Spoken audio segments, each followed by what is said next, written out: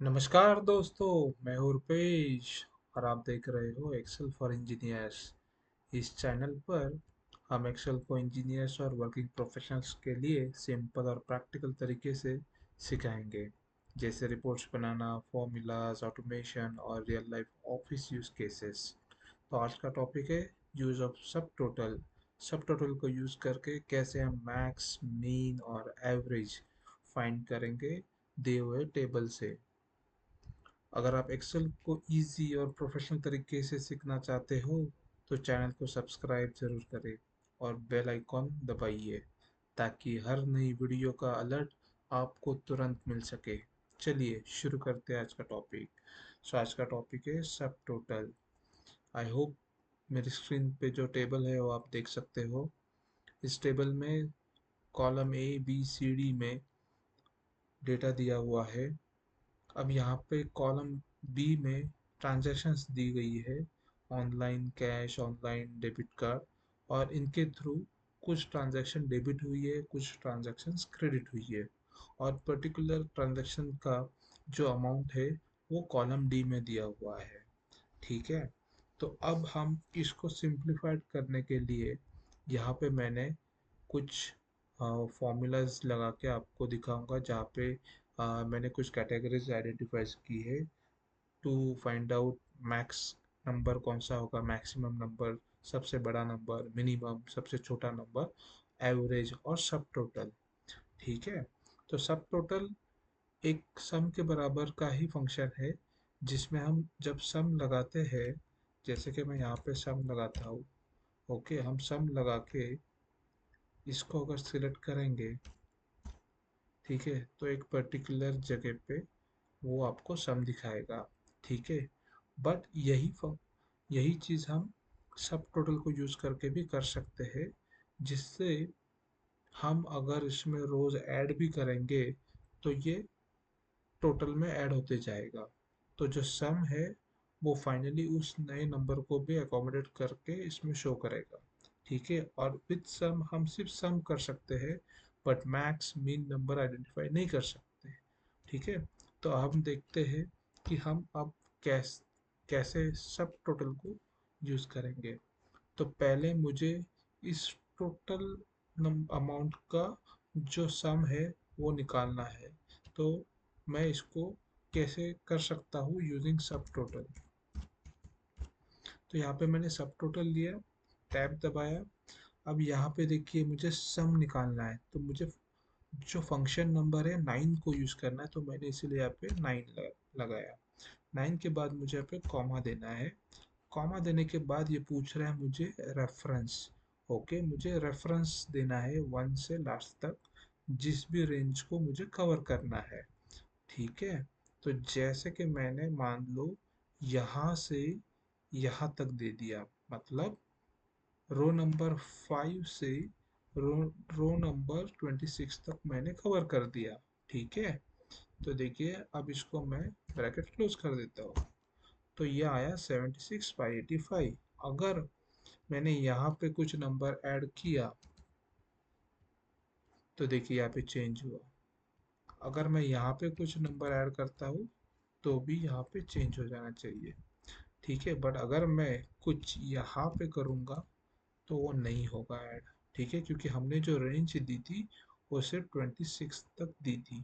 ठीक है। I hope आपको ये समझ में आ चुका होगा। ठीक है। तो अब मुझे सब टोटल का यूज करके मैक्सिमम नंबर, जो सबसे बड़ा नंबर है इस रेंज में, उसको आइडेंटिफाई करना है। ठीक है।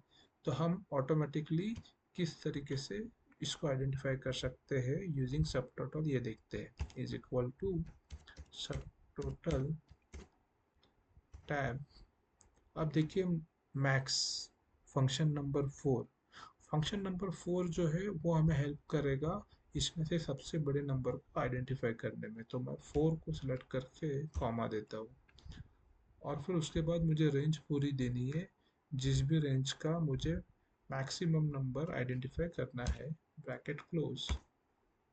देखिए सबसे बड़ा नंबर ये है 6500, और यहाँ पे वो आ चुका है 6500। सिमिलरली अब मुझे इसी रेंज में अगर सबसे छोटा नंबर आइडेंटिफाई करना है तो मैं कैसे करूँगा, सब टोटल टैब। अब इसमें फंक्शन देखिए, फंक्शन नंबर है 5। 5 इज फॉर मिनिमम नंबर, 5 को लेके मैंने कॉमा दिया। अब मुझे रेंज सेलेक्ट करने की, मुझे कौन सी रेंज का सबसे छोटा नंबर आइडेंटिफाई करना है, वो रेंज को सिलेक्ट करके मैंने ब्रैकेट क्लोज कर दिया। ये देखिए 460 है, ना कि 650। ठीक है, तो इसको हम नो फिल करके, यहाँ पे जो ये सबसे छोटा नंबर है ये 460 है। ठीक है, ये जस्ट मैं आपके इजी अंडरस्टैंडिंग के लिए हाईलाइट कर रहा हूँ। अब अगर मैं 6500 यहाँ पे है, लेकिन अगर मैं इसको 6900 करता हूँ, तो अब देखिए क्या होता है। ये देखिए सब टोटल भी चेंज हुआ, मैक्सिमम नंबर भी चेंज हुआ।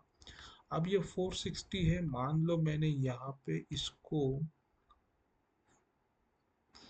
430 कर दिया, ये देखिए मिनिमम नंबर भी चेंज हो गया।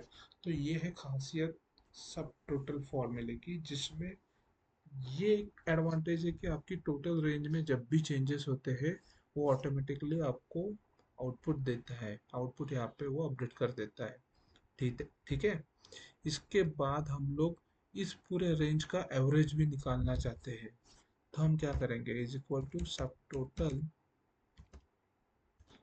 अब एवरेज के लिए फंक्शन है एक नंबर, तो 1 कॉमा, हमें जिस रेंज का एवरेज लेना है हम उसको सिलेक्ट करेंगे, ब्रैकेट को क्लोज करेंगे और एंटर दबाएंगे, तो ये बताएगा हमें एवरेज। तो अब यहाँ पे सबसे छोटा नंबर 430 है, मान लो इसको मैं चेंज करके बना देता हूँ 450।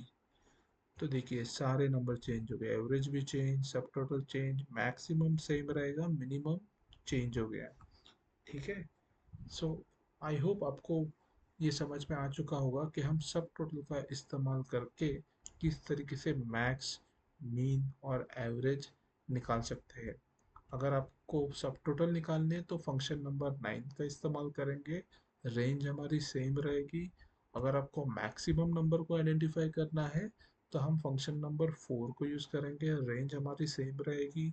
अगर हमें सबसे छोटा नंबर, मिनिमम नंबर को आइडेंटिफाई करना है तो हम फंक्शन नंबर 5 को यूज़ करेंगे और रेंज हमारी सेम रहेगी। सिमिलरली अगर हमें एवरेज निकालना है पूरा रेंज का, तो हम फंक्शन नंबर 1 को यूज़ करेंगे एंड वो हमें एवरेज बता देगा। तो इस तरीके से इस पूरे टेबल की समरी हम यहाँ पे अपडेटेड वर्जन में हमेशा मेंटेन रख सकते हैं, एंड इसका इस्तेमाल हम किसी एक strategic analysis in a supply chain kind of domain में यूज़ कर सकते हैं, जहाँ पे आप पुराना रिकॉर्ड उठा के इस तरीके का शॉर्ट टेबल बना सकते हैं एक सेपरेट वर्कशीट में, और आपका जो टोटल डेटा होगा उसके ऊपर आप ये फॉर्मूलाज अप्लाई करके एक कंक्लूसिव डिसीजन पे जा सकते हो। आई होप आपको ये आज का टॉपिक समझ में आ चुका होगा। Thank you.